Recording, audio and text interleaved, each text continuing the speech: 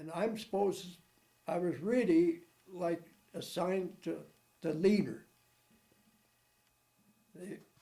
They more or less depended on me.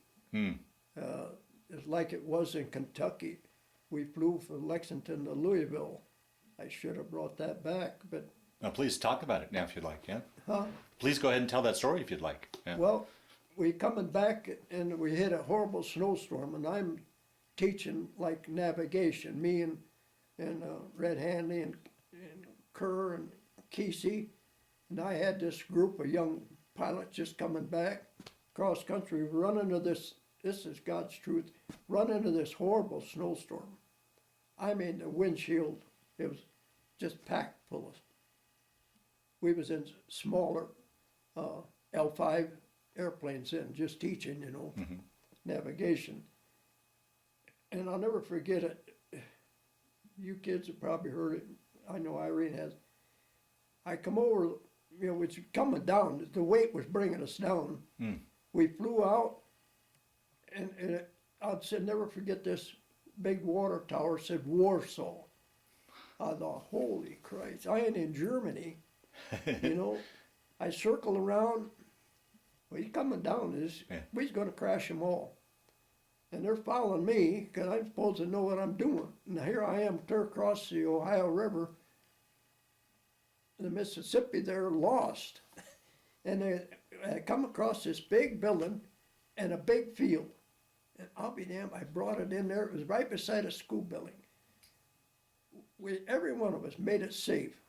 It was probably 3 or 4 or 5 inches of snow on the ground by then.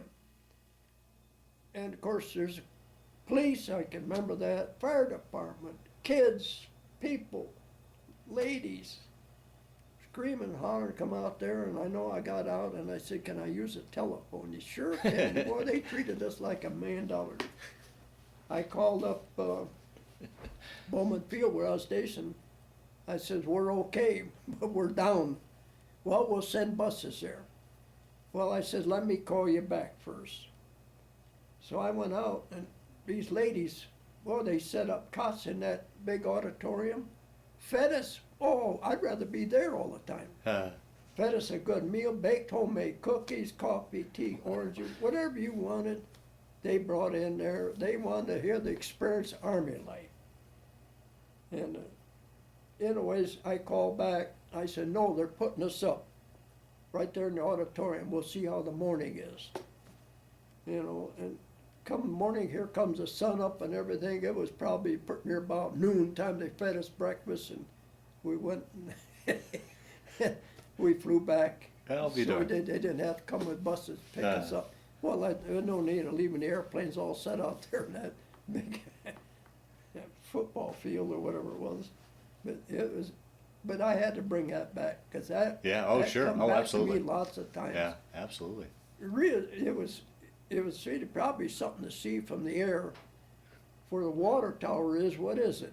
Wow. 150 foot off the ground, and we're just not over 50, 100 foot above that thing. Oh boy! And we're coming down. The weight of the snow and ice, you can imagine. I'll be done. Every one of us landed there, and it just brought out the whole town. But actually, there was probably pictures put in the papers because there was photographer guys there. I mean, it was interesting. That was. Yeah, sure. That was really a good thing to remember. Yeah. Oh, absolutely. Yeah. Great Yep, story. it Great was. story.